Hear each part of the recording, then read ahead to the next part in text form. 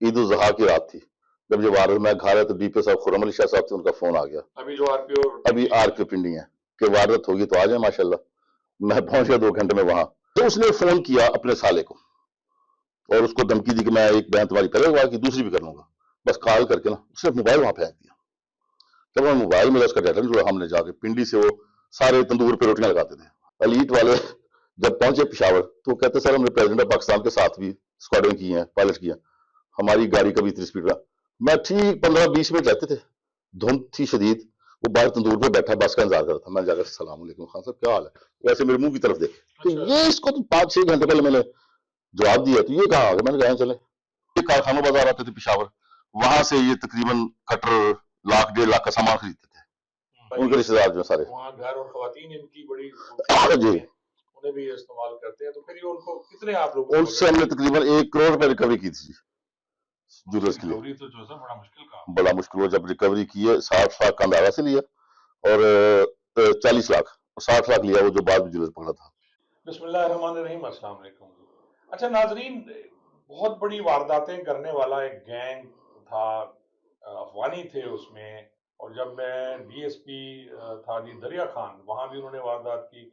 उससे पहले मैं डीएसपी था यजमान, तो वहाँ भी अटेम्प्ट हुई थी लेकिन बच गए थे। अच्छा, ये जो गैंग था ये 10-12 लोगों पे मुश्तमिल होता था और ये वारदात करते थे।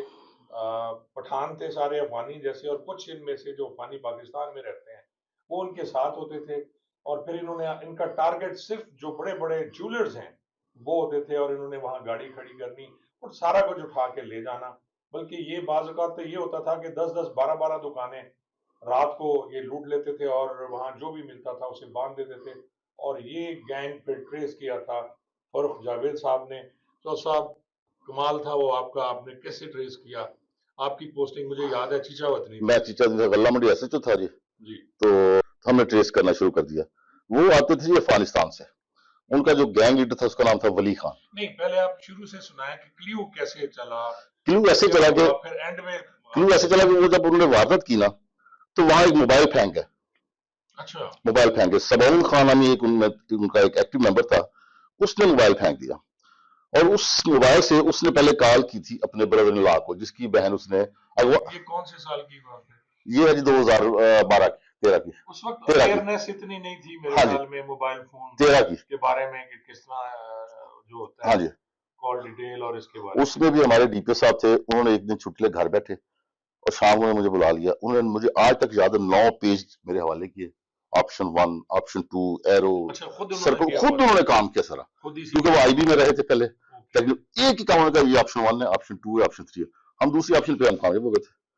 अच्छा, उसने फोन किया अपने साले को और उसको धमकी दी कि मैं एक बयान तुम्हारी करूंगा कि दूसरी भी कर लूंगा, बस कॉल करके ना उसने मोबाइल वहां फेंक दिया। जब वो मोबाइल मिला उसका डाटा जो हमने जाके पिंडी से वो सारे तंदूर पे रोटियां लगाते थे, हमने उठा लिया। उसने अफगानी वो दूसरे से जो उसका साला था, जब उसको उठाया तो उसने कहा जी ये तो कॉल मुझे इस नंबर से मेरा जो है मेरी बहन ने कॉल की लेके सबौन खान, उसने मुझे कॉल की धमकी देने के लिए। हमने तो उसको उठा लिया कि तुम शामिल हो। तो वहां से हमें पता चला कि जी ये जो है ना बाकी उन्होंने ट्रैप करने की कोशिश की हमें कि हम गलत रोड चल जाएं, उसके साले को भी उठा लें और वो भी ट्रेस हो। इस पे फिर उस मोबाइल का जब डिट्रैक किया हमें, उसने हमें डिट्रैक किया। उस कार से उन्होंने गलती की थी, जो 2 कारों में आते थे, रास्ते में आते हुए पत्तों की के करीब ना उन्हें आगे पीछे दूसरी कार में मोबाइल पे कॉल कर ली थी उस नंबर से। जो पहले करते नहीं अक्सर, वो बस वो गलती उन्होंने करनी थी तो पकड़े जा, उससे वो ट्रेस हुए। और वो पेशावर से तकरीबन मैं 2 महीने पेशावर, 2 महीने 3 महीने पेशावर आना जाना। मुझे इतना याद है कि आप कभी जा रहे होते थे पेशावर, फिर आ रहे होते थे। बिल्कुल ऐसे जी, पोस्टिंग दरमियान में बिल्कुल ऐसे जी। एक दिन तो एक बंदे ने रिकवरी का वादा किया तो उसने रात 11 बजे उसने कहा मैं रिकवरी नहीं देता।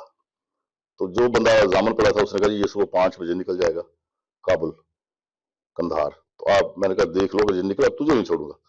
मैंने डीपीओ साहब को फोन किया, मैंने सर मुझे फौरन एक एलीट की गाड़ी चाहिए जो आप सबसे अच्छी। कहते छोड़े कहाँ पहुंचा जाएगा।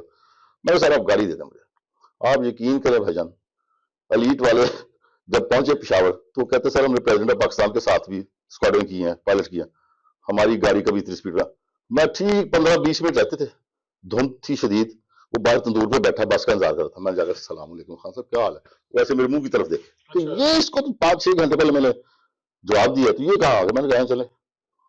ये कौन था जी ये वली खां था, एक पहली वली खां नहीं, वो कंद आगा एक ज्वेलर था, पर्शियन था, फारसी बोलता था।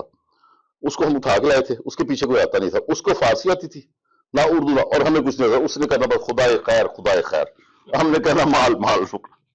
तो उससे फिर हमने ये तमाम सोना उसे जाके बेचा गया, उससे बेचते थे।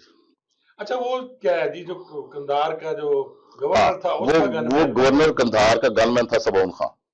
ये आते थे उधर से, पहले वली खां के रैकी करता था, जुलर मार्केट की पैंट शर्ट पहन के, बच्ची उसके पास बड़ी खूबसूरत सी होती, 4-5 साल की, उसकी उंगली पकड़ी होनी, उसने रैकी कर जानी, बाद में हमें वीडियोस मिली हो।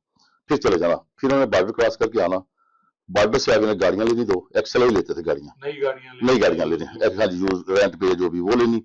2 पिस्टल सिर्फ अपने पास रखते थे, असला ज्यादा नहीं होता, असला नहीं होता था, क्योंकि वो एक्सेल आई के गेयर पे एक रबड़ का होता था, जो उसको उठा के उसमें पिस्टल आ जाता था उस दौर में, वो कवर कर देते थे। फिर ये कारखानों बाजार आते थे पिशावर, वहां से ये तकरीबन कटर 1-1.5 लाख का सामान खरीदते थे, सारा वो जो है कटर वेल्डिंग प्लांट, और फिर सीधे अपने टारगेट पे आते थे। वहां जो चौकीदार उनको बांध के सारी दुकानों के ताले काट के, सेफ काट के ले जाते थे। जाते हुए ये कटर वगैरह वहीं फेंक जाते थे दुकानों में, और पिस्टल भी शहर से बाहर निकलते फेंक जाते थे कि हमें कोई जो है ना वो चेक करे तो हमारे पे पिस्टल ना हो। अच्छे वेल ड्रेस्ड होते थे, सोना पास होता था कि हम तो ज्वेलर्स हैं, और सीधे ये पिशावर से होते हुए रुकते नहीं थे, सीधे अफगानिस्तान चले जाते थे। सोना पिशावर में देना, सोना पिशावर में देते थे या अफगानिस्तान में। इस दफा इन्होंने पिशावर में भी एक बंदे को थोड़ा सा दिया था, उसको मैं जब ट्रेस किया, उसने कहा मुझे तो थोड़ा सा मिला है, असल तो कंद आगा मुझे दे गया था। फिर कंद आगा को हमने ट्रैप किया अफगानिस्तान से, इसको कहा उसको बुलाओ, वो कंद आगा आया, फिर उसको उठा के लाए। फिर एक ज्वेलर था, उसका नाम मैं भूल गया हूँ, वो तकरीबन 35 साल बाद ज्वेलर्स मार्केट से उठाया गया। अच्छा, पिशावर की ज्वेलर्स मार्केट से 35 साल बाद हमने उठाया। बड़ा मुश्किल होता है, बड़ा मुश्किल उठाना, तो उसी वक्त इकट्ठे हो जाते हैं सारे वो तंग सी गली से जब हमने उठाया तो उसी वक्त पिशावर पूरा बंद हो गया, हड़ताल हो गई। सीपीओ साहब को सिर्फ पता था हम आए हुए, वो गए वापस, हमने कहा सर हमारे पास बंदे नहीं है, तो हम सीधे मोटरवे से ले आके ब्रेक मारी पहले पंजाब में आके। तो ये बड़ा था, क्योंकि मुझे याद है कि मैं जब मेरी पोस्टिंग हुई थी 16 में दरिया खान, तो वहाँ ये वारदात हुई थी। फिर उसके लिए हम लाहौर बदामी बाग के पास ये बैठे हुए हैं, कोई गुजरावाला में बैठे हुए हैं, पिंडी में नान भाई हैं, सारे उनके रिश्तेदार जो सारे वहाँ घर, और खवातीन इनकी बड़ी जी, उन्हें भी इस्तेमाल करते हैं। तो फिर ये उनको कितने आप लोग, उनसे हमने तकरीबन 1 करोड़ रुपए रिकवरी की थी ज्वेलर्स के लिए। तो जो बड़ा मुश्किल काम, बड़ा मुश्किल हुआ जब रिकवरी की है। 60 लाख कंदारा से लिया, और 40 लाख और 60 लाख लिया वो जो बाद में ज्वेलर्स पकड़ा था।